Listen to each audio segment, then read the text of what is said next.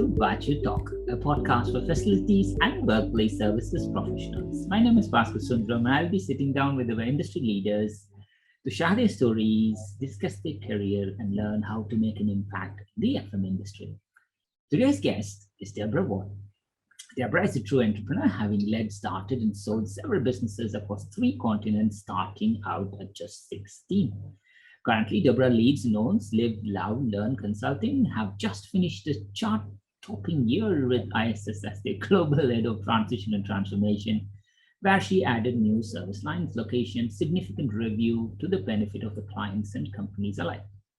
Debra's entrepreneurial drive has seen her take the helm of several companies, including Camm Hooper, who were awarded a 25-year lease to run events at the iconic Battersea Power Station, representing an $800 million value.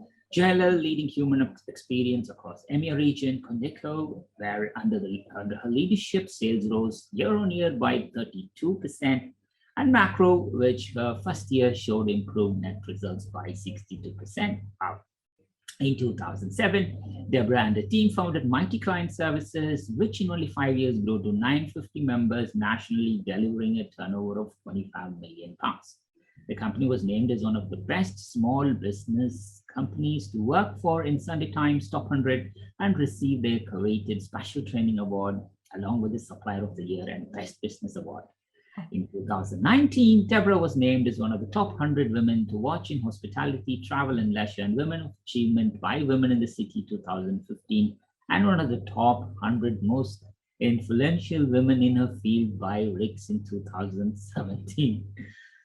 Debra is passionate about giving back and has several philanthropic endeavors, including Refuge UK, The Passage, Macmillan Trust, Water Aid and Action Aid.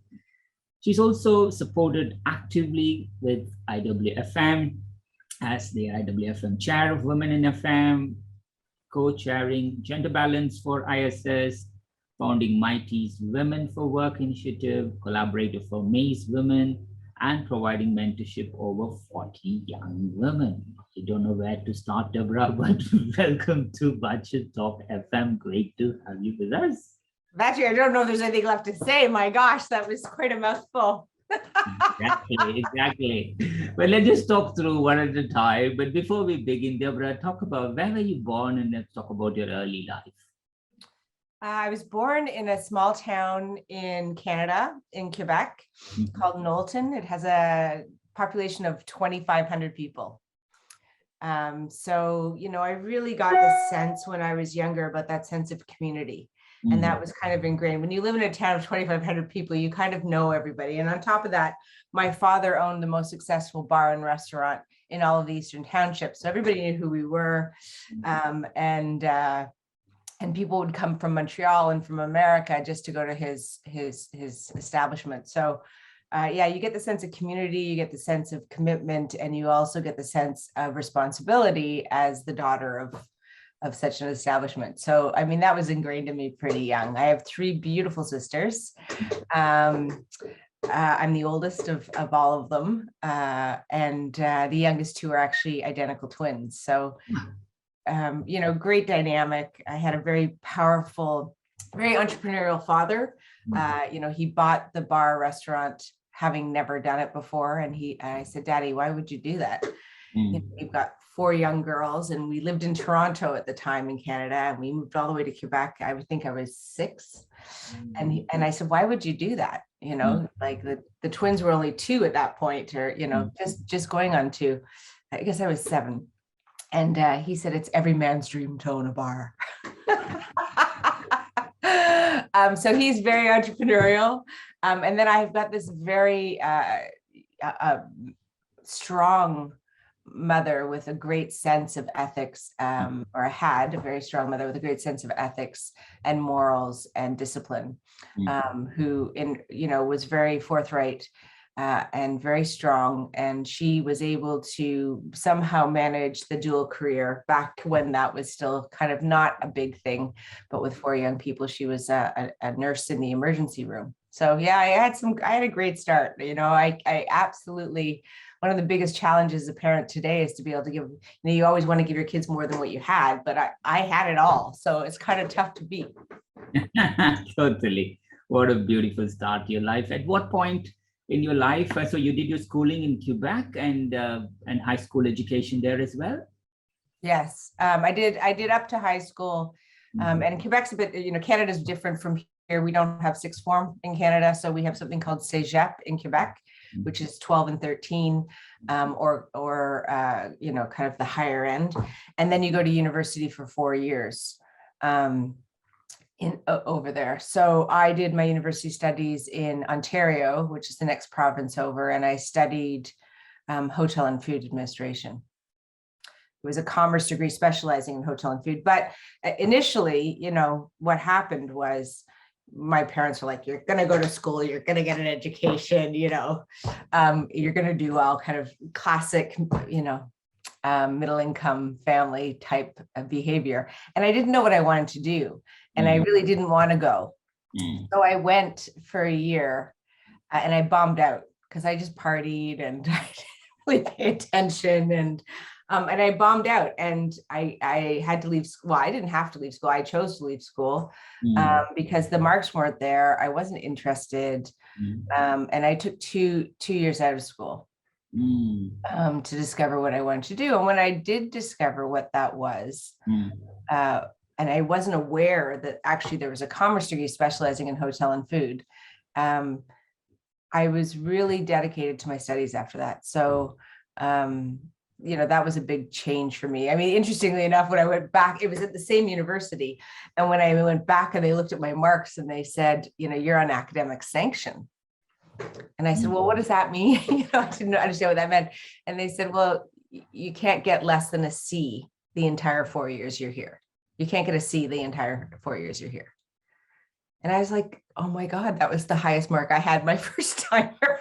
How am I going to do that? I was terrified. But I ended up on the Dean's Honor list and I really put my mind to, what I was doing. And I still had to do a lot of stuff I didn't want to do, like sine, cos, and tan and math. Like who uses that today? I don't, but now there was a means to an end. So I realized in that moment, I was also a very pragmatic person.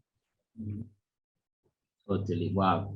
What a journey. I think, a compelling event forced you to reinvent yourself as early as your graduation. But you managed to complete and score above C then, Debra? Oh, I actually ended up on the Dean's Honor list. So, I mean, it was, it opened my eyes to what application and hard work can do.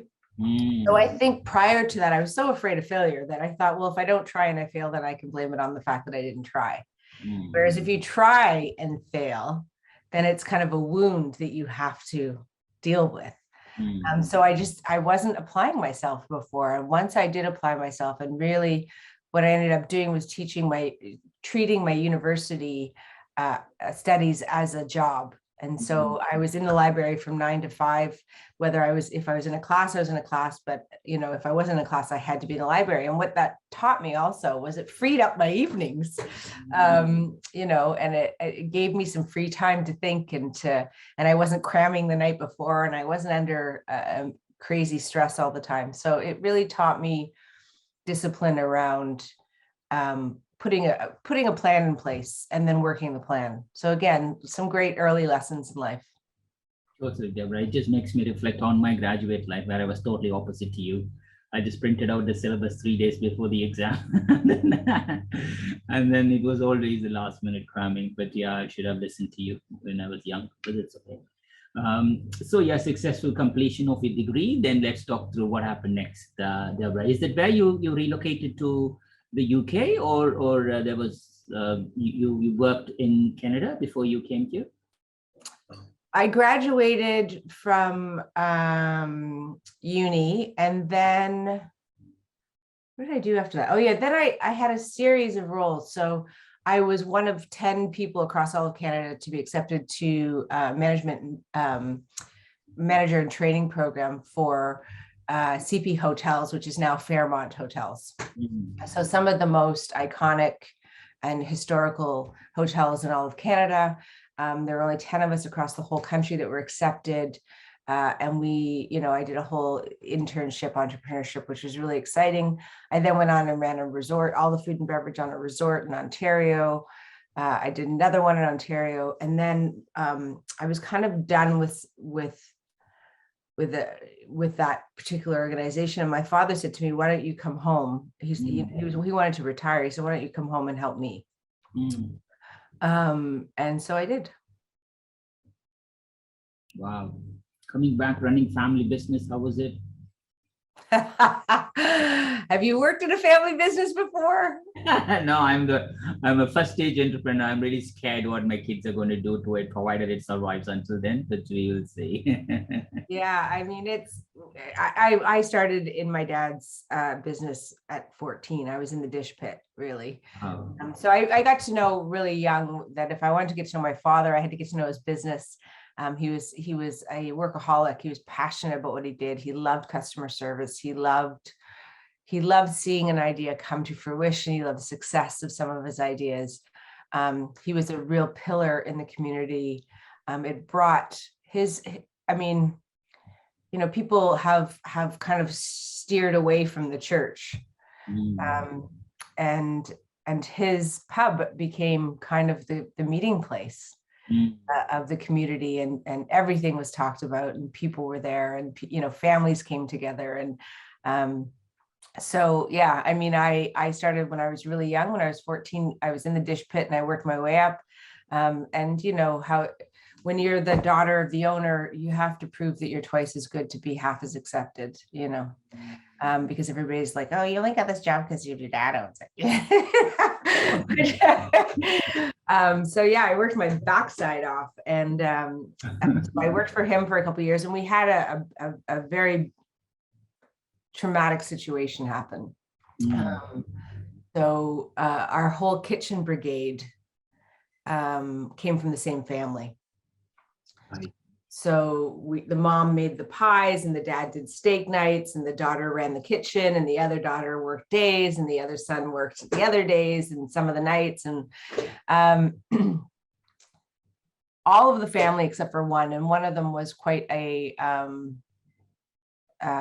I don't know, he was a bit of a criminal. He was a drug dealer in Montreal. He got busted, and he rolled over one of the biggest drug lords in Montreal in order to save his own soul. And as it turned out, the family started to get death threats. And so they were meeting with the Wolverines, which is the undercover narcotics agency in Quebec.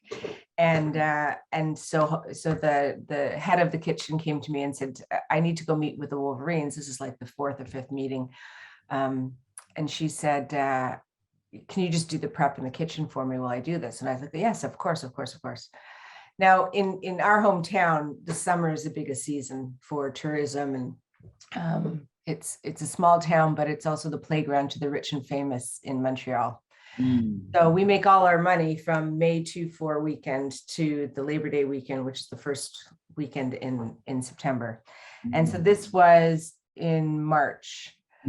And April, March, April. And so I said, "Sure, I'll do your prep, no problem, blah, blah, blah." And then at 11:55, the ticker tape comes up, and she's not back. And I was like, "Okay."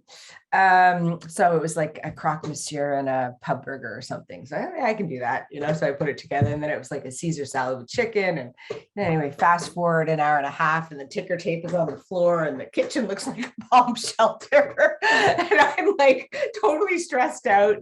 And my mom, who did all the books at that time, comes downstairs, and she said, "The worst has happened." I said, "What do you mean the worst has happened?" She said, "They've all been relocated under the witness protection program effective immediately." And I was like, "What?" And so the entire kitchen brigade was gone in like that, just before the month before our busiest season. So I ended up cooking for the entire summer. It took me, because everybody had jobs by that point. And of course, the labor pool in a town of that size is not the biggest. And so I ended up leading the kitchen brigade until July, August, before I could find another brigade. And yeah, it was and by the end of that, I was like, I can't be in customer service anymore. I'm done. I was stressed out. I had at that point, my father had owned the place for 23 years, and I had 23 years of my father's establishment sitting on my shoulders, my sisters, our well-being, our finance. I just felt so stressed out, and we managed it, and we had a great summer, but I just couldn't go back. So I went and did my master's, and I did my master's in organizational behavior and change and culture. And when I back at the University of Guelph, I did it for a year, and then Wolfgang Puck recruited me. And that's rare, because Wolfgang was only in America, and he's such an icon. I don't know how much you know about him, but he owns Spagos in LA. He is the first person ever to he was the first chef to make the kitchen the feature. Wow. He's also very innovative and made the general manager of any restaurant and the head chef partners for profit share. So as a general manager, you had to be able to run the line, and as a head chef, you had to be able to run the floor.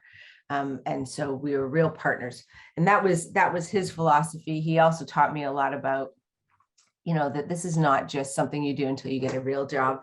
This is a vocation, and how to take it seriously. And so, yeah, I was recruited to open Wolfgang Puck in Kuwait,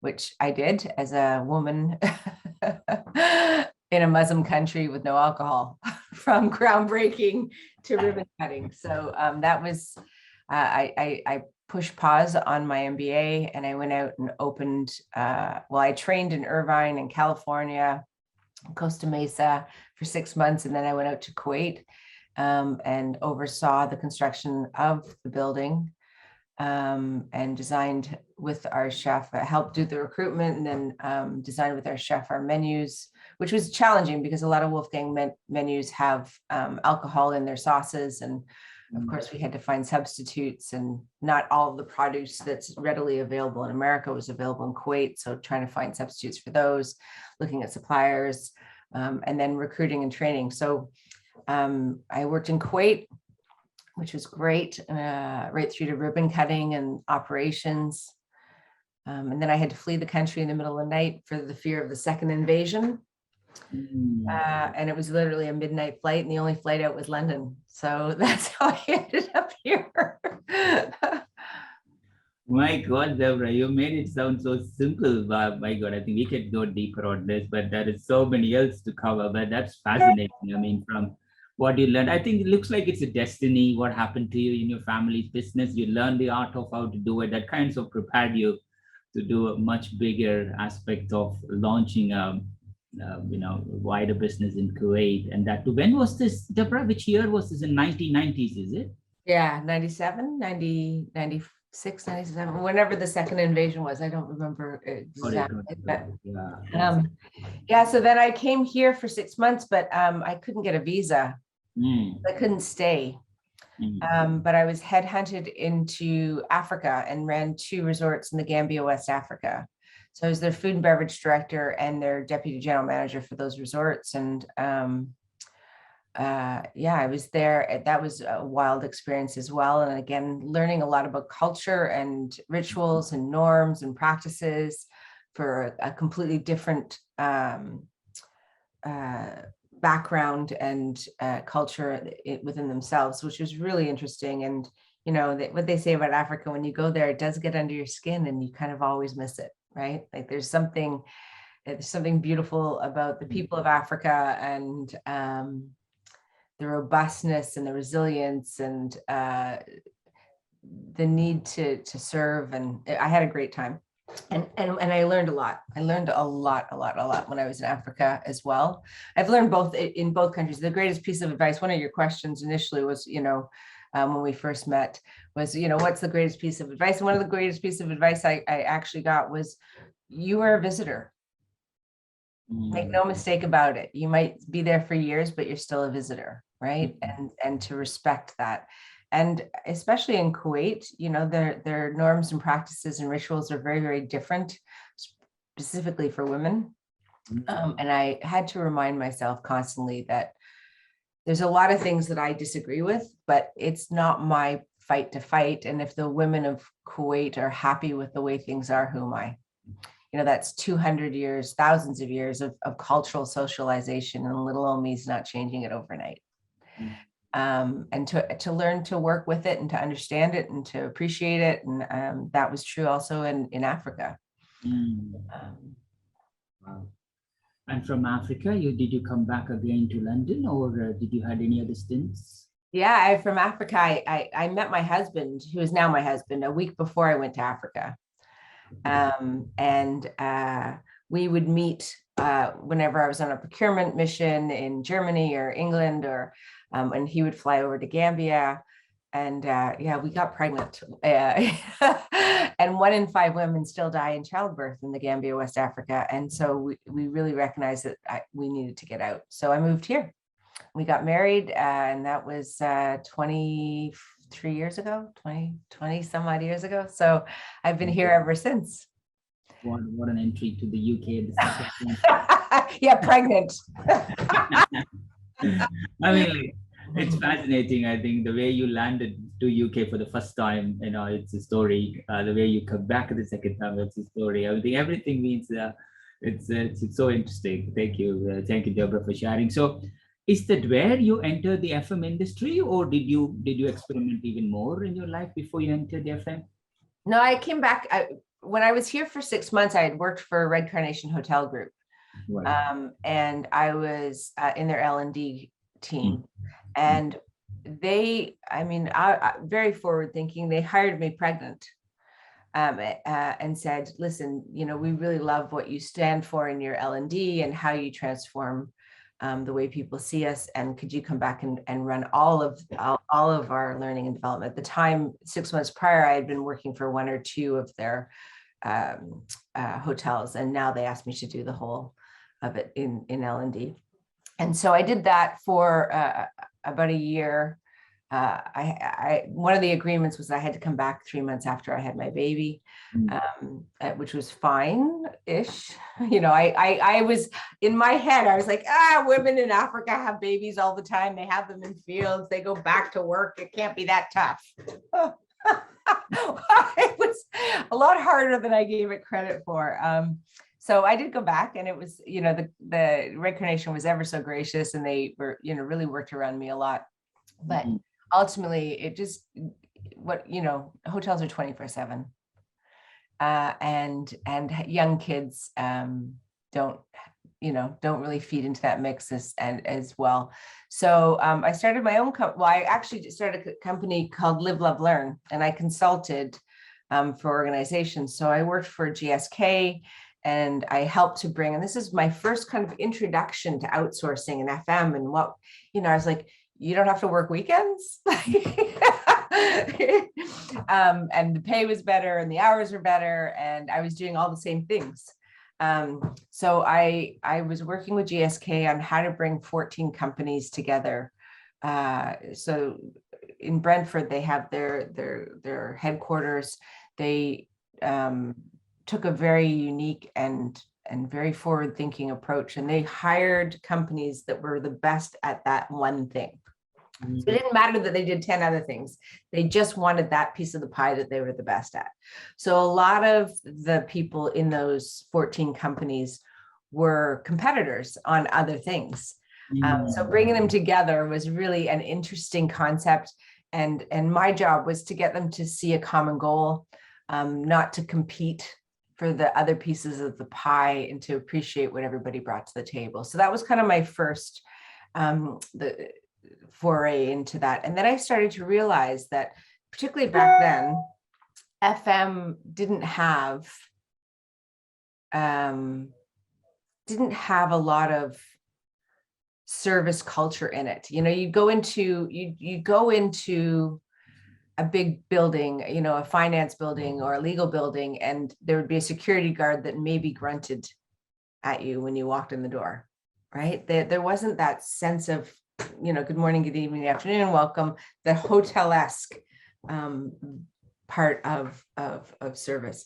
And so what I really started to do was consult with a lot of blue chip companies in London about how to bring service people and culture to the forefront of what they were doing as a true differentiator between them and their biggest competitor.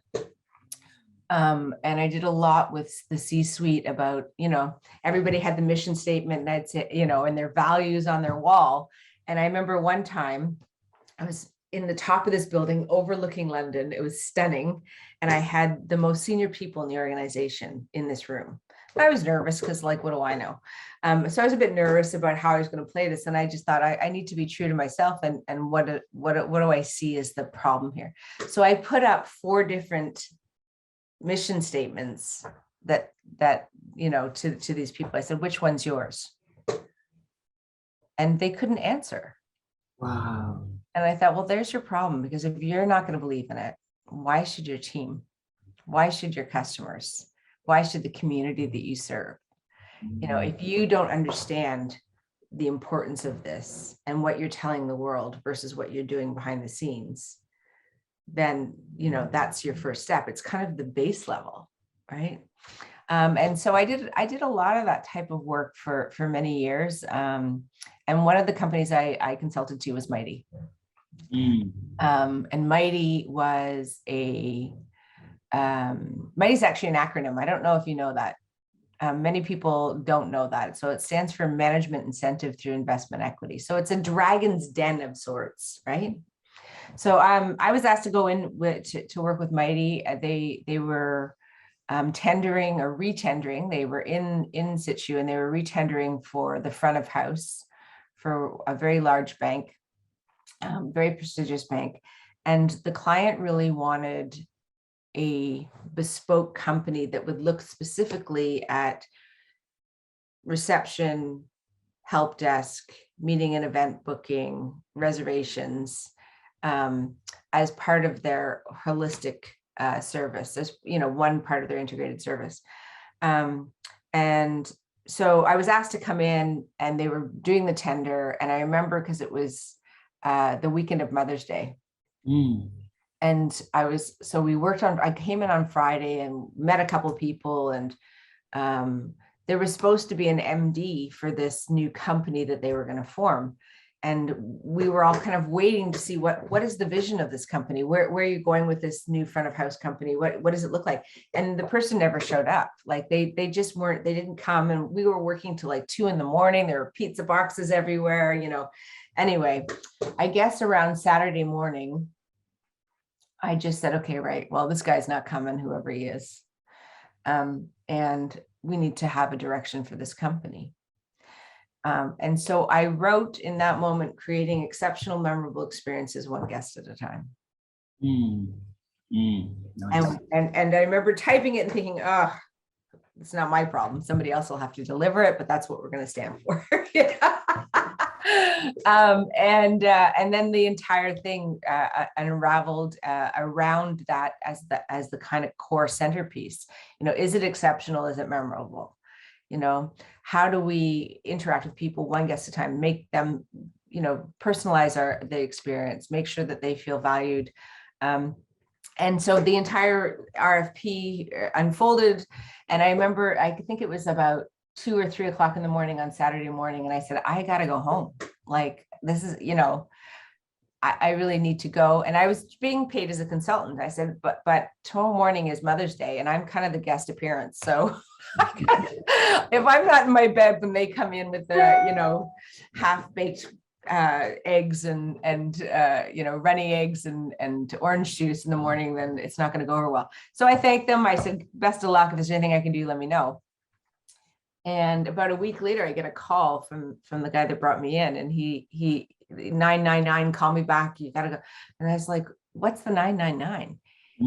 And he said, we're through. The client wants to meet the new MD of this company. I'm like, okay, what's wrong? Can't you get a hold of him? And he's like, Deb. And I'm like, do you want me to call somebody like Canadian? And I'm all like, la, la, la, la, la, how do I help you? He's like, Jesus Christ, Debra, I want it to be you. And I was like, And I was like, what do you mean you wanted to be me? And he's like, you're the right person for this company. You wrote the ethos, you galvanized the team in 48 hours, to put this bid together. I think it should be you. So I went in and we pitched and just before we pitched, I said, well, I haven't even seen the rest of the RFP. I only wrote the part that I wrote and, I haven't even seen the rest of it. And so I went down the next day and he gave me like this stack of documents and we were presenting the following day. So I literally stayed up all night to read through it so that I made sure that I, was credible and understood the offer. And I literally hadn't slept. And we went into the client and at the very end of it, the senior client looked at me and said, and you will be the managing director of this company going forward. And I was put on the spot, like I hadn't even, and I just said, of course. And that was, that was how it all started. And then we grew the company around that philosophy. It was really exciting because I had been coaching and counseling other organizations to put their culture first as a differentiator. And for the first time, I really got a chance to put my money where my mouth was. And so our whole company was built on creating exceptional, memorable experiences, one guest at a time. Totally. What about it? You just started in a single statement and it just took you all the way into an MD of a business, but you were there for some time, 5-6 years, and talk us through your journey all the way from Mighty, please, Debra. Yeah, I mean, Mighty was such a ride. And, like I said, I then had to pitch the idea to the board. So Mighty's like a dragon's den. So I pitched the idea to the board. They like it. They take 51. It's not done like this anymore, but in that time. So they take 51% of it. And then myself and my team, who I didn't have at that time, it was just me, and a couple of other people who wanted to be involved. We bought into the other 49% of the organization. And what happens is you can invest up until the point of profitability, and then there's no more shares available on the table. So that's what we did. And we started, we that first bank that we won was big and, that was great. And then we won Channel 4. And again, that was all about what made us very unique is it was done all about culture. So, I remember Julie Cortens, who everybody knows, a brilliant leading lady of FM. And I remember her saying, I said, it all comes down to culture. And she crossed her arms and she said, and what do you know about our culture? Because we had all turned up in business suits, of course, to be professional. And Channel 4 was jeans and a t-shirt, right? So, and so she was very skeptical about why would we show up that way. She said, what do you know about our culture? And their strap line at the time was do it, what was it? Do it first, make trouble, inspire change. Right? And so I just repeated those words back to her. And she was very impressed that I knew that. And she then asked me to extrapolate on it. And so, Channel 4 was our next big win. And we started to get some real, I always say I have 3 great skills. That's my forte. Number 1, I can create a compelling vision. Number 2, I can hire amazing people. And number 3, I can galvanize people around that vision. Wow. So those are my 3 skills. That's it. That's all I got. But what happened is we were hiring these amazing people and we were creating something that we all wanted to believe in. It was, it was more of a methodology of life that we created. We wanted people. I was really clear about a few things when we started the company. I wanted a company that people jumped out of bed to go to. I wanted it not to be something you do until you get a real job, right? I wanted it to be a vocation. We wanted to give back to society. And I wanted to create lifelong learning in our team members, give them opportunities to grow and expand. And those things really changed how we operated. I didn't, much to my FD's dismay, I didn't focus on the numbers. I focused on creating a great company. The numbers then come. If you focus on your clients and your colleagues, the money follows, right? So yeah, we developed, Revolution Academy, which again had never been done in that industry before. We created amazing incentive programs. We had we had awards every year to acknowledge people in their greatness, because that was the other thing. I really wanted on the spot acknowledgement for people being exceptional and memorable. And so we had a couple of rules. If you accoladed somebody, you always had to use the word exceptional and memorable somewhere in that. If you wrote so we created postcards to write people up. We called it catching people doing something right. And that's what we did. We caught people doing something right. It's easy to catch people doing something bad. My 2-year-olds can do that. But if you go looking for the good, and you'll find it. And that's so much more rewarding. And we decided that instead of admonishing what wasn't right, we would celebrate what was right. And that would have a gravitational pull for people to do more right things, because they could see what was great and they would want to emulate that. And the people who weren't prepared to do that naturally weeded themselves out. Wow. That's amazing. I think what you just explained, the three attributes that you just talked about yourself, it should be the basic foundational aspect for any leader, which you most of the time you miss it. Just like have a vision, hire the right people, and then galvanize them towards the right vision. It's easy to say, Debra. That's where most companies flip upside down. But I wish they listen to this. And also, I think my T's tagline now is still exceptional every day, I think, which is something yeah, so that's really funny, because we were the black sheep within Mighty, right? Because Mighty was known for engineering and cleaning. Yeah. And when we came in, we were creating a 5-star front of house company, which was, Mighty just wasn't known for that at all. So not only were we creating something new, but we were swimming against the stream of perception in the industry about who Mighty was. And I spent my first 2 years trying to change Mighty, right? And I banged my head against the wall, and it was very frustrating, and I used to get very upset and angry, and and then I realized, what, I'm done with that. Like I tried to explain why culture and people and service are so important as a differentiator, and I tried to get them to change, and I was kind of charging windmills all the time, and I gave up, and I just said, what, I just need to focus on my own business. Which was a great gift of Mighty, that they enable you to have that kind of. And what happened over time was, as we started to win more and get more awards and be accoladed and be in the public eye more, Mighty did gravitate towards us a little bit more. So, lots of little things that we did, I started to see get weaved into the larger Mighty. And, they always say that imitation is the greatest form of flattery. So.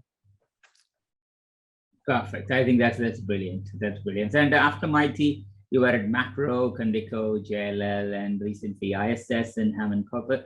So talk us through all these roles as well before we move into the other wider contribution to the industry.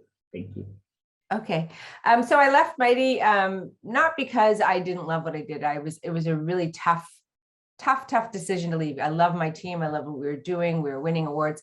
But what was also happening is globalization was starting to be the vernacular and the kind of trend in the industry. And Mighty wasn't prepared to leave the UK.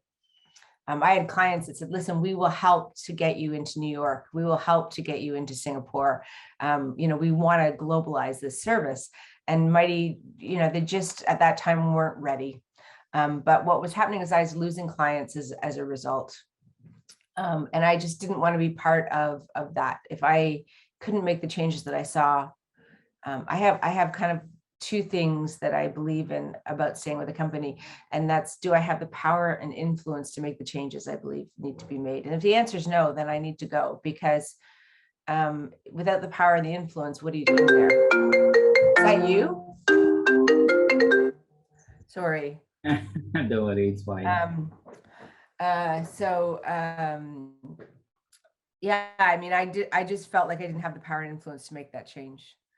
So I went to, I got headhunted. I got my head turned by an amazing global opportunity to run all of the FM for Macro. So the macro division, which is now called Operate. Was really grateful to have that chance. Did a lot of great things globally. We set up all of the America for macro. We reestablished the European, and we were also able to deliver in Dubai, in the Middle East and Africa. So yeah, we had a great run there, but ultimately I should have listened to my own advice, because the culture was very different. Construction culture is very different from my culture, and there was a disconnect, and nobody's fault. It's just the way that it is, and I felt that it just didn't serve me personally to be in a culture that was different than my own. So at that time, Paul Statham from Condeco, a good friend of mine, he said, listen, Deb, I want to go after some PE money and we want to grow the company. And could you come and help me do that? And so that was, an amazing opportunity to do that. And we did manage to successfully get PE money after he's an entrepreneur. He's brilliant, absolutely brilliant, really smart guy. And recognize the need in the market at a time that the market was ripe for it. And so I came in, and as any entrepreneur, systems, processes, procedures weren't the strongest, and particularly around people and HR. And so we reestablished we set up the European offer. We set up the American offer a little bit better. And we really did the dog and pony show around how do we go after the PE money, which would help the company to take it to the next level. And, it was supposed to take a year. It took me 14 months, which Paul loves to remind me of. But yeah, we got the PE money. We won the Queen's Award. And then I was offered a role with JLL. So that was great. I said goodbye to Paul. Great company, still believe in Condeco. They're doing amazing things. And it also filled a void, if I'm honest. Like, I think my career choices have been, where am I weakest and how do I bolster that? And tech was kind of one of my weaker areas. And so to lead a prop tech company, a resource company, really gave me a greater insight and understanding into that world. And then also, we were going from a time of being on-premise to SaaS offers, and how do we transition that? And so that was an amazing opportunity to learn and to be part of leading that change. I'm very grateful for that. So I went to JLL, and I got to work with Dr. Marie Poubarot, who leads the human experience. And initially, when I was hired, Neil hired me, and he said, listen, I don't know what I'm going to do with you, but you have skills that I don't have in my existing team. So we'll figure it out along the way. So I bumbled along for a while, which was really a great opportunity. But then we happened on the human experience piece that Dr. Marie Poubarot was part of. And what was really interesting to me was, her research is second to none in the industry. There's just not another R&D company, or actually a property real estate company, that has that amount of R&D and their marketing. Their marketing's brilliant. So but the problem is that human experience was here, and operations is here. And there was a really big disconnect. So it all sounds lovely, if you talk about, achieve ambitions, which is one of the biggest reasons also I went to JLL, is I love their strapline, achieve ambitions. And let me tell you a quick story, if I could. So this is the power of a strapline. I think I was my third week in, and I was in a meeting room, and the meeting hadn't started yet. And there's 3 people, and they were talking about the next promotion round. So they do these annual promotion rounds, and they decide who should be promoted and, why.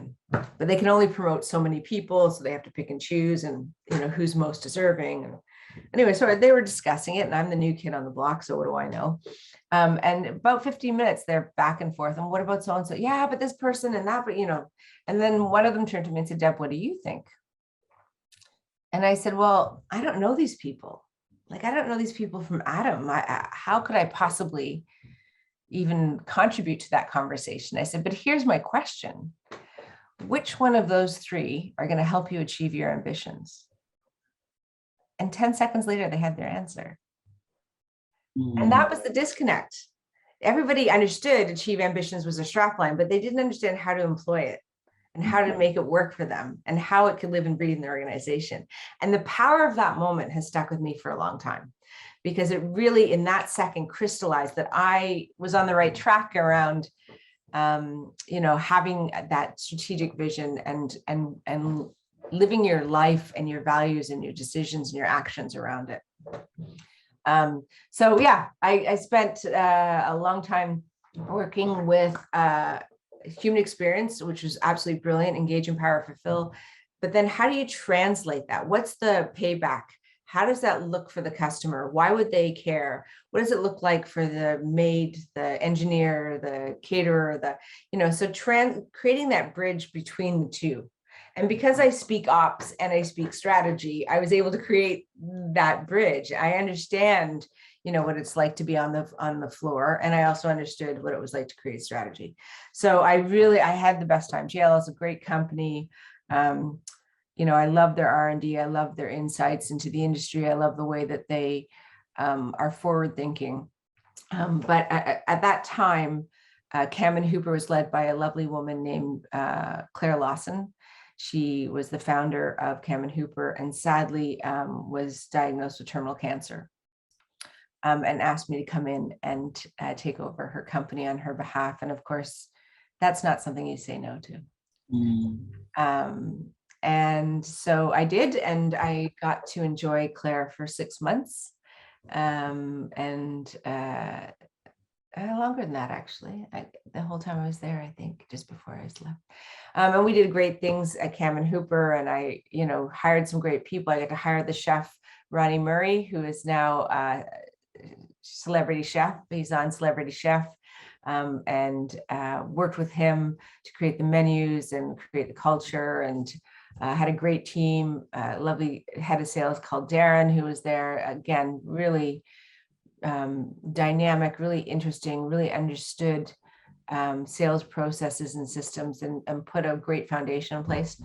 And I guess the culmination of all our work was the Battersea Power Station, which was such a great opportunity. We shouldn't have been playing in that field at all. We were certainly the David and the Goliath story. We were punching way above our weight, but we knew we could do it. We had the heart and the ability and the team to be able to deliver. And as you said in your opening, it was a 25-year contract. It was worth 800 million pounds. And we won it, and we were just absolutely over the moon. And of course, then COVID happened and the whole thing crumbled. So the whole thing's been dismantled. Of course, I no longer had a job, and it was a challenging time.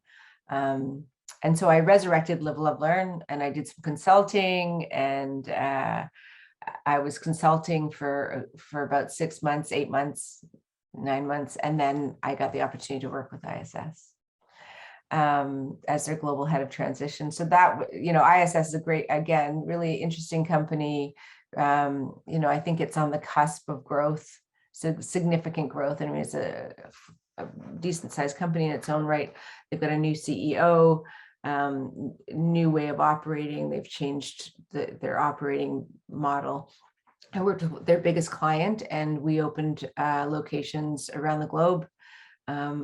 Again, had a great time there, and overachieved myself out of a role, unfortunately. But it was a good time. I mean, I delivered 149% of my objectives in 12 months. So they're like, time for change. So I am back to Live, Love, Learn, which I love. I'm doing a lot of coaching with senior executives. I'm doing some consulting as well. And I'm, I love coaching. I am a certified executive coach. So I love to help people and organizations to reach their full potential.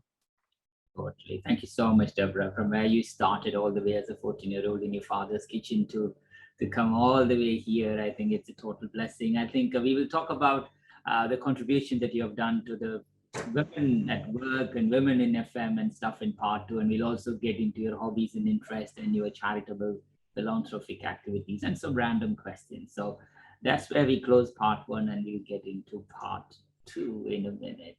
Okay.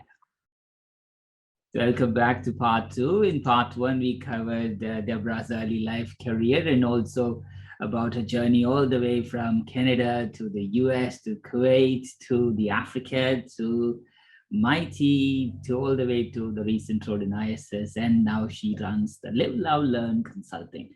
While you were doing that, Debra, you also contributed a lot more to the gender balance, women in work, IWFM, Women in FM, and etc. Talk us through about those things as well, please, Debra. Yeah, it was really interesting journey because when I first was approached by some amazing women who are still in the industry today about getting involved in particular IWFM, women in FM, and I asked to be part of that organization, I just thought, why are we doing this? Like, do we really need to do this? No, I just thought it was ridiculous that we actually had to have this separate entity to highlight women in our industry. And I went to an event and one of the young women came up to me and said, you can't be what you can't see. And I was really, it profoundly hit me. I remember the day, I remember where I was.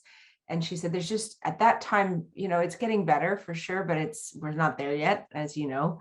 But it was really a male dominated industry at that time specifically. And it's evolved and we're changing and we're adapting and we're learning and we're certainly expanding, but definitely at that time, it was so male dominant, you know. The FM events were boxing events and, you know, just things like that I just thought, you know, you're disregarding half the people who work here. And oftentimes I would be hosting a meeting and men would walk in and give me their coffee order. You know, and I'd be the chair of the meeting. And then, you know, so I'd go and get their coffee and give it to them. And then we'd sit down in the meeting and they'd realize, oh my God, you know, she's chairing the meeting. So it really, that's when it hit home that we need to give women a safe space to ask questions, to learn, to develop, to grow in a safe place. And so that was the first of it. I'm also very conscious of being quite privileged, you know, to be in a situation that I'm in. And every day I feel more and more grateful for my background, what, you know, the luck of the draw of where I was born, the parents that I was born into, and not everybody has that as an opportunity. And so really important for me to give back. So Women in FM was certainly the beginning, and we call ourselves the Wonder Women of FM. There's 10 of us around 10 of us who meet kind of still to this day, every 6 weeks, every month, you know, 2 months. And we're there for each other. And we're all competitors, like, you know, Sodexo and Mighty and JLL and CBRE and ISS, and we're all competitors, but it's not about our companies. It's about the individuals and the growth and the support. And we've been through marriages and divorces and job losses and job finds and death and, you know, all together. And we're just there for each other. And it's just, I feel so blessed to have these amazing women that we have formed to come together and support each other through good and through bad, and through celebrations and commiserations. And they're just non-judgmental, 100% behind each other. We don't sugarcoat anything, you know, we tell the truth, and sometimes that's a little painful, but we always stand for each other's greater good. So I've continued to do that. I coach 4 young women a year. As I said, I'm a certified executive coach, but I do that out of, you know, I think if I can't give an hour a week to promoting women in this industry, which is an amazing industry, then something's wrong. So there's certainly the gender balance thing that I wanted to address, but I also, you know, especially at Mighty, I had the opportunity and the authority to start to give back in different ways as well. We worked with the Passage, which was a really big changing point for us. Passage is a homeless shelter, one of the biggest homeless shelters in Victoria. And I remember it was October and I was walking to the tube and it was cold and I saw a man without a jacket. It was a really cold October. And so we started the Warm Hugs Appeal. And it was about, London being the fashion icon of the world. Lots of people change their coats every year to stay in fashion. And I thought, well, what are you doing with your old coats? Right. So we started the Warm Hugs Appeal where people donate their old coats and sweaters and we were giving them to the Passage. And there was a lovely gentleman by the name of David who was leading the Passage at the time. I said, what else can we do? And he said, really, we love this. This is great that you're doing this, but what we need is volunteers. We need time. And we need for people to hand out these coats and we need people to work in our kitchens. And so I went back to the team and understanding that, it's not for everybody to want to do that. Some people feel very uncomfortable. And so I extended it to the whole team. I said, this is an invitation for you to come and contribute your own personal time and to see the impact you're making, face up. And so we started with every Monday morning, 3 of our team members would serve breakfast in the homeless shelter for 3 hours. And we covered the cost of that time as an organization. And I just said to people, it's an invitation, right? And I remember the first day I was so struck by what I saw and how many young men were coming for breakfast. And I said to David, why is that? And he said, well, lots of people remarry. And then that boy becomes surplus. Once they're 16, they're no longer, they're surplus to a requirement in the family. And they often get turfed out. And I was just so devastated. And I remember, I think it was my first or second day, because I thought I'm going to start. I'll be the first one to do it. My first or second day. And there's a young lady who was a receptionist with us.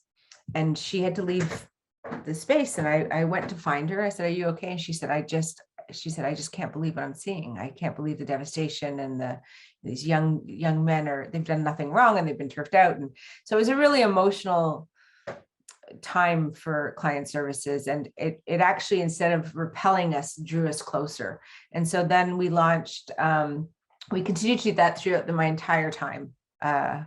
Every Monday morning, 3 hours, 3 people.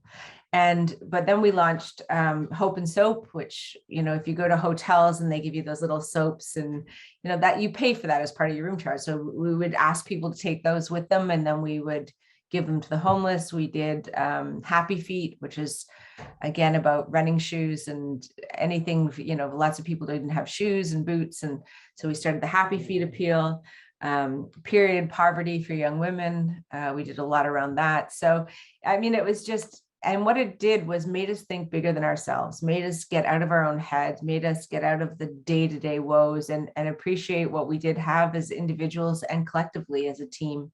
And it brought us really close together. And of all the things, I'm really proud of what we did there. Totally, my God.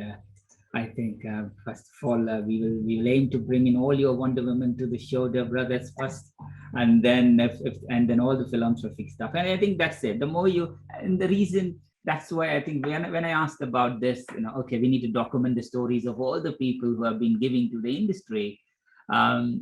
It's important, and Debra, your name popped up many times, and then here we are. But please do stay healthy and continue to inspire us. So what we can do here is, we talked a lot about your career, some professional side of you. In between, we did you to share some stories, but now we will fast track it and we will just go from personal side. But before we do that, is there any hobbies and interests that you do, Debra, in addition to your coaching and other things? Any interest that you have outside of philanthropy and coaching? Yeah, I love food. So I love to cook. My husband and I are both, we love cooking. We love trying new recipes. I love going into different ethnic background food stores and finding something I know nothing about, a root vegetable or something, and have no idea how to use it and figure out a way to cook with it. So I love cooking. I love, One of the things I really love doing in the summer is paddleboarding.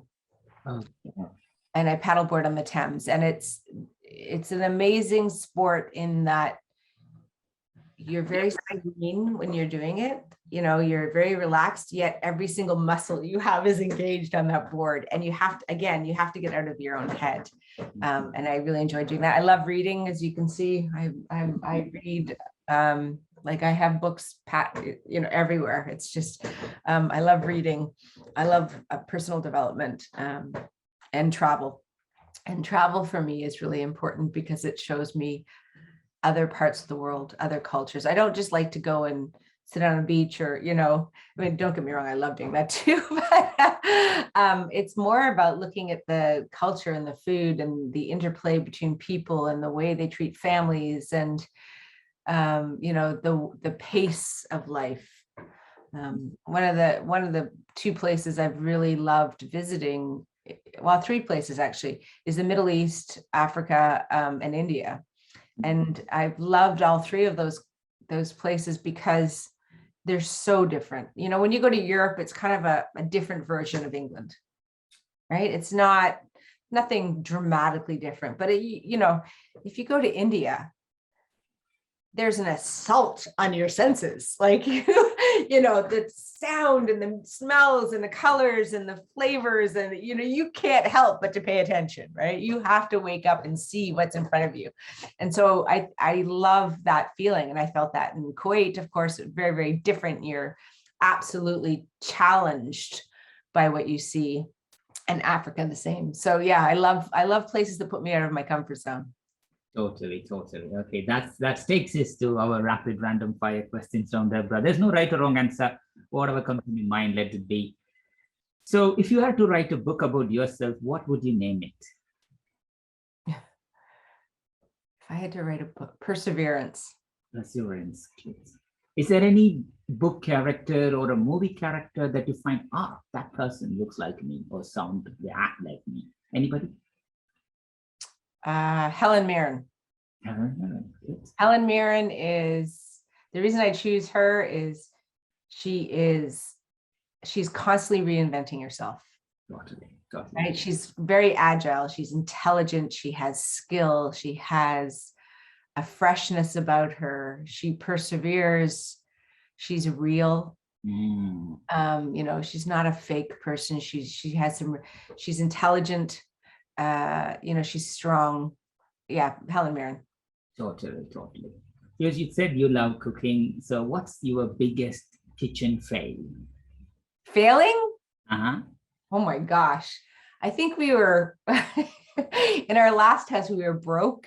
And, oftentimes you just try and make a meal out of whatever you have in the house. And so I was just trying all these different flavors together. I don't even remember what it was, but it was unedible and we ended up ordering pizza.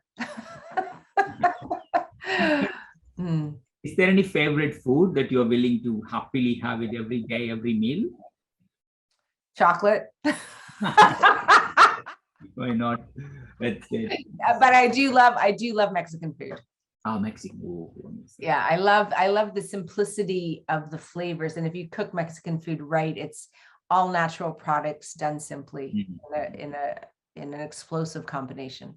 Got it. So if you are inviting a special guest, say from history, who would you invite and what would you make them for dinner? What would you cook for dinner?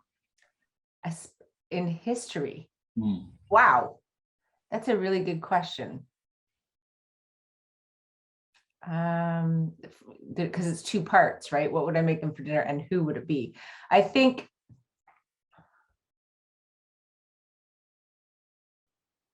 if I invited anybody from dinner, it would be Barack Obama. Oh, okay.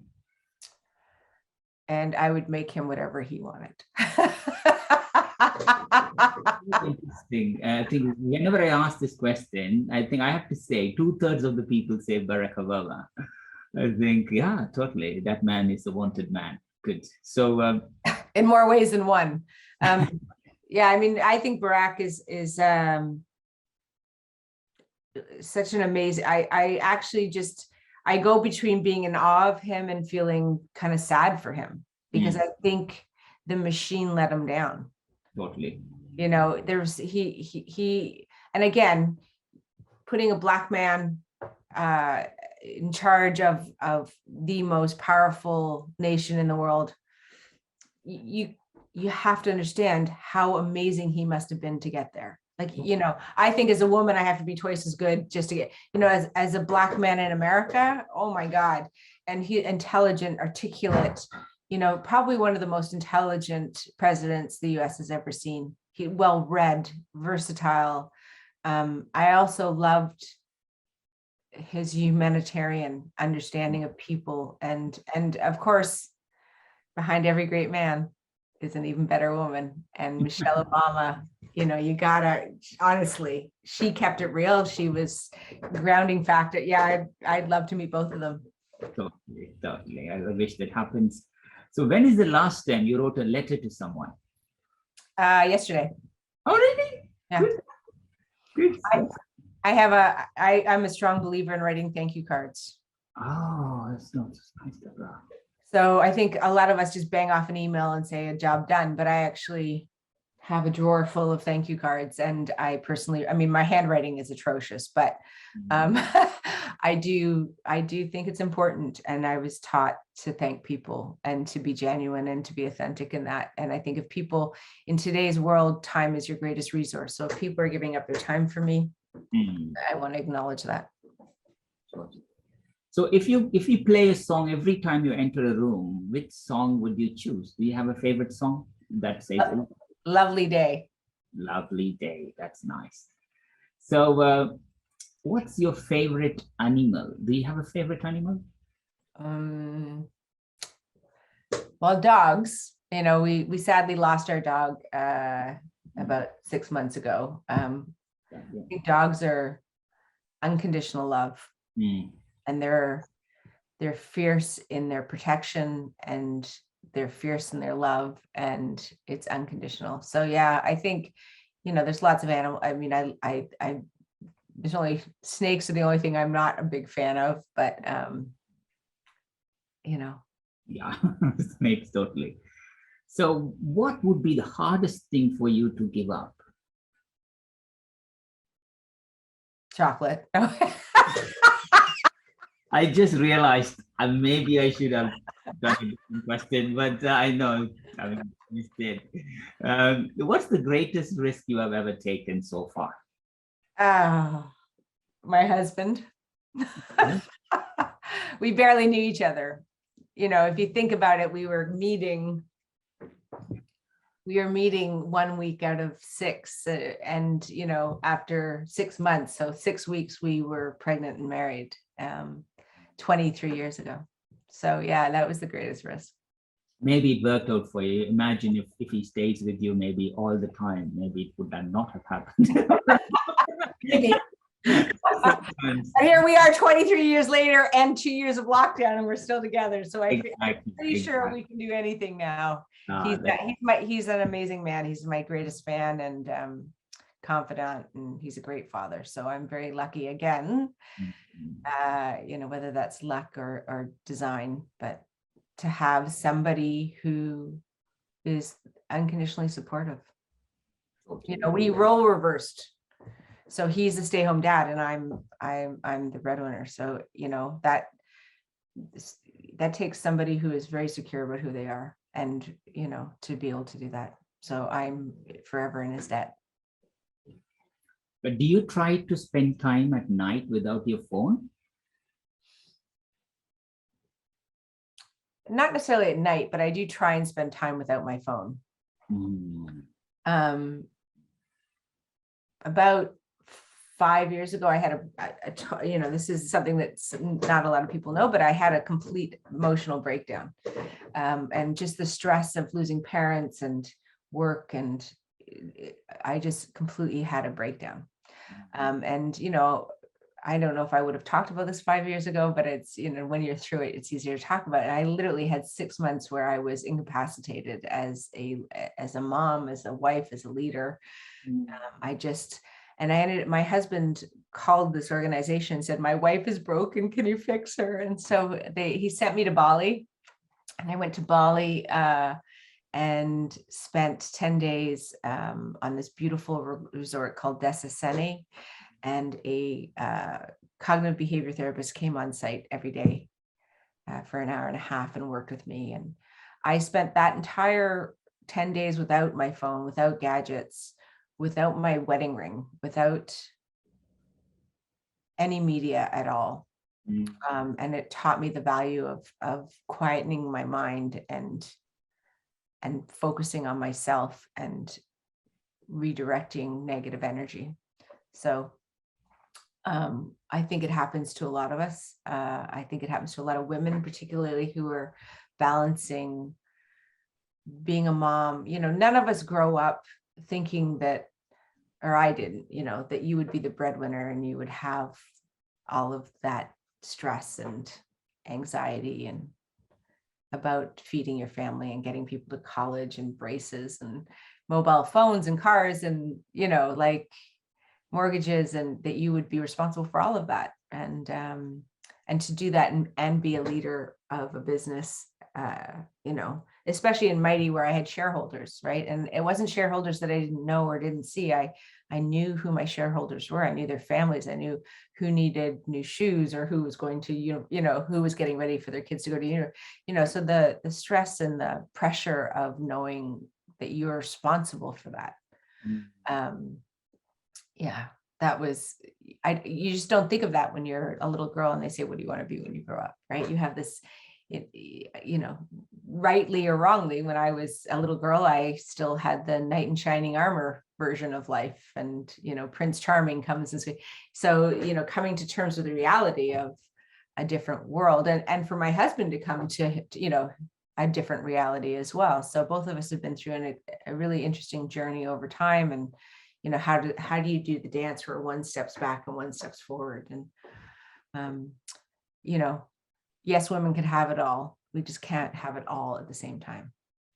Beautifully said, Debra. I think the way you articulated was amazing. I think especially we all go through that totally. You know, I went through that a couple of times after my father passed away, and then just after COVID, again, I got COVID 3 times. So it just knocked you back. But again, whoever listens to that, I think I'm sure, you know, please do ask for help, ask for support, and ensure that, you know, you look after yourself. Well, that's brilliant.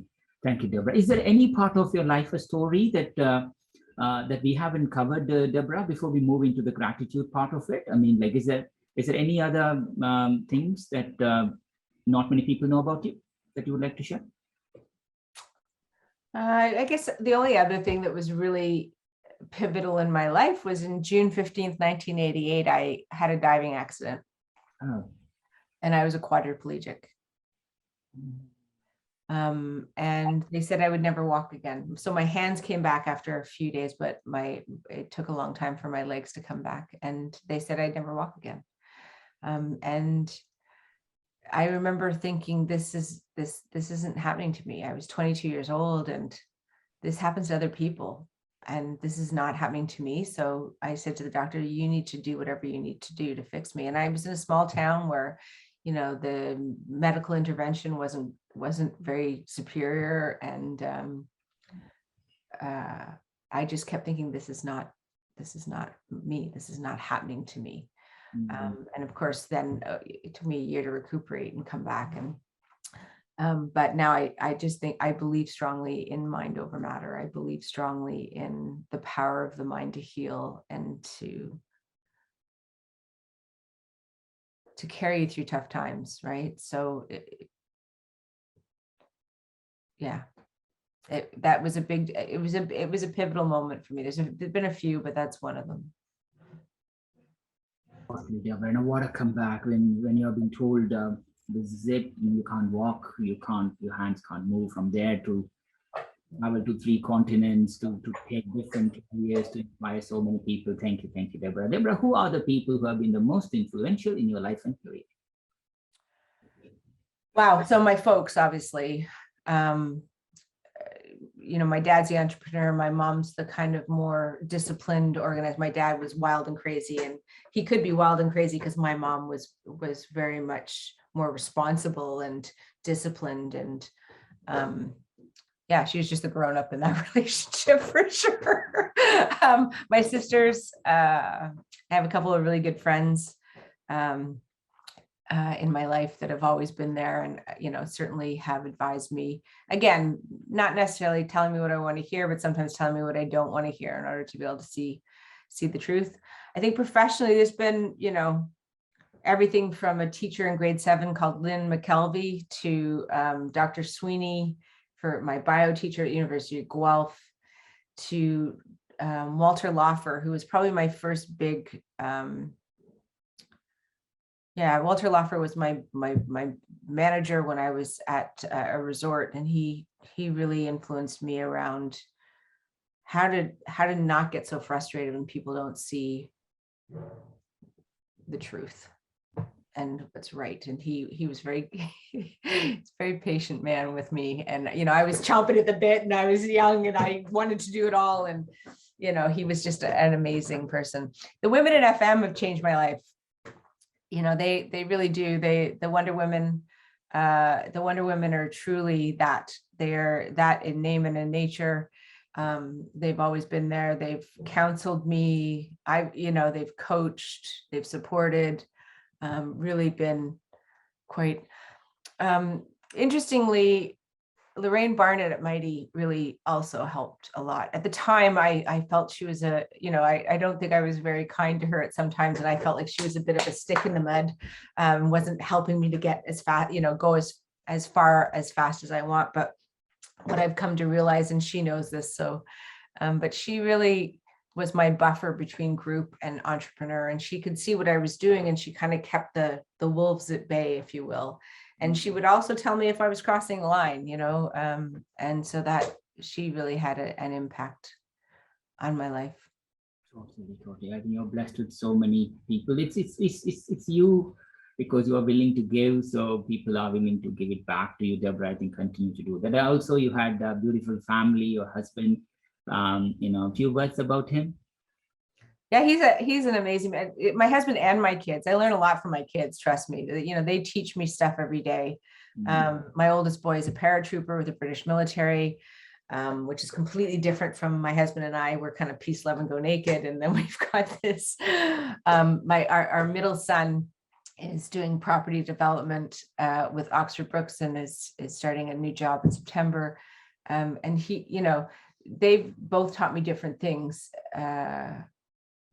Growing up with all girls as well, right? Just that boy-girl dynamic. And I remember being terrified when I found out I was having a boy, because I was like, I don't know how to do boys. I only want to do girls. How do I deal with this? But yeah, they've both taught me a lot. And then having a daughter later in life, we were told we couldn't have any more kids, and then we were surprised with a lovely young daughter. And she's taught me a lot too about myself, about what works and what doesn't work, and the different, also what faces these kids today. Like the challenges that faces these kids today are millions of miles away from what we, that this social media and its stuff, for as much as it does good, it can do some real harm too. And seeing the world through her eyes has really opened up my eyes. And yeah, so my husband, he's so much nicer than I am. First of all, he's such a lovely, beautiful person. And he's just been really supportive. He's 10 years older than I am. And and he's from an English background. So the difference in our upbringings, and, his parents were very traditional. The mom stayed home and cooked and cleaned, and, they didn't have TV, and they listened to opera, and, and then I had a dad who owned a bar.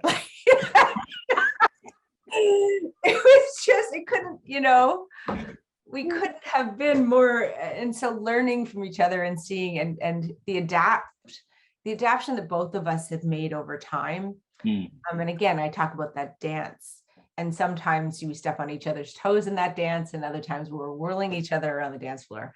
But yeah, he is certainly my partner in life and in family, and I'm very grateful. Debra, we talked about your personal strength, which is perseverance, and we talked about the 3 things. What advice you also talked about, when you travel to a country, remember you are a visitor. That's one thing you'll remember. What other advice that you would like to share to either women in FM or anybody in the world? Learn to meditate. Mm. One of the things that I think I've grappled with over time is to be able to listen to myself, to listen, there's so many people telling you what to do and what not to do, and, giving you their opinion of you and of what you're doing and what's right and what's wrong. And I think that if you can find time to meditate and to center yourself and understand what's truly important to you, then those decisions become easier. And I've only learned that kind of post breakdown, because I was too involved in what other people thought of me or my decisions or what was right or was wrong. And I stopped listening to what is core to me as clearly as I should have, or it took me longer, or I agonized more. And I think if you can spend that 15 minutes every morning or every evening or whatever works for people to find where your center is, then every challenge you have in life is easily navigated. What a brilliant piece of advice. Thank you, Deb, on that. So, what's the one common myth about the FM profession that you want to debunk? That it's boilers and bogs. This is such an exciting industry. I honestly, I remember coming from hotels and then going into FM and thinking, it is boilers and bogs. And at that time, it was certainly more blue collar-ish. But let's look at just every facet of this industry, whether, technology has moved every element. If you look at engineering as an example, right, which is where people kind of think of that kind of element of our industry a lot.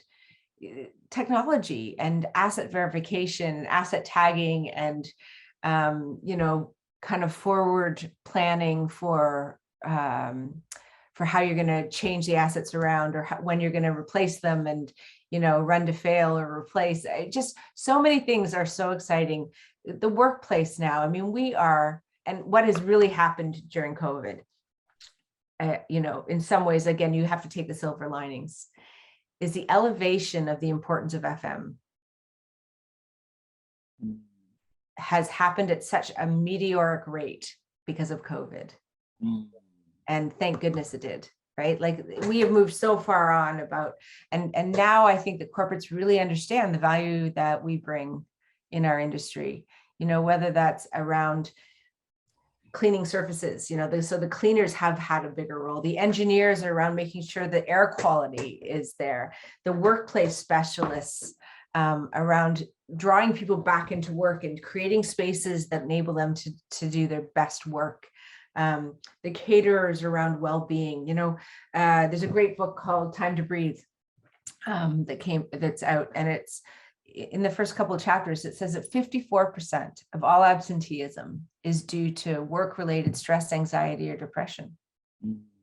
Now, if we can solve that problem in the FM industry through the nutrition and the fitness regimes that we're able to offer, or the places or the social aspect, wow, that's an amazing opportunity for us to really change the core of any organization. One of the things that made me realize the power that we could have in this is a story about McDonald's. And McDonald's, about 10 years ago, was kind of circling the drain a little bit. They were closing more stores than they were opening. For the first time ever, growth was on a decline. And it really had the shareholders of McDonald's freaking out a little bit. Maybe it was 15 years ago. And then came out the big meal deal, right? The big meal deal saved McDonald's, right? The burger, the fries, and the drink. And really put McDonald's back, and people started to go back to McDonald's, and the value for money was there, and it really transformed the revenue intake for McDonald's. The big meal deal was Coca-Cola's idea. Do you think they will ever go to Pepsi? right? And that's the power we have with our organizations. That's who we should be for. We shouldn't just worry about what we're doing in FM, how we're contributing to cleaning, catering, engineering. How are we impacting their core business? So, like I said, if we can solve that problem of 54% of absenteeism through what we do and hit the core of their business, then we are true partners. And I think FM, we worry a lot about ourselves. And again, look beyond yourself. Look at how we can impact their core business. I think when you start to look at how do you truly be of service to the people you serve, then I think the partnership strengthens. What a brilliant close to the episode, Debra. That was amazing. Thank you. Debra, what are you looking forward to your immediate future? Oh, what a question. I love workplace. I love, I've said it time and time again, it's all about culture, people, and service. I want to be able to enable people and companies to reach their full potential. I think that I have a proven track record of doing that. Expanding revenue, but also expanding minds and expanding opportunities. And that's what excites me. I want to do great work with great organizations. I do like to move at pace, and so I have to pick and choose the organization that can stay the course. But yeah, it's all about culture. It's all about people. The longer term goal is to run a B&B in Costa Rica.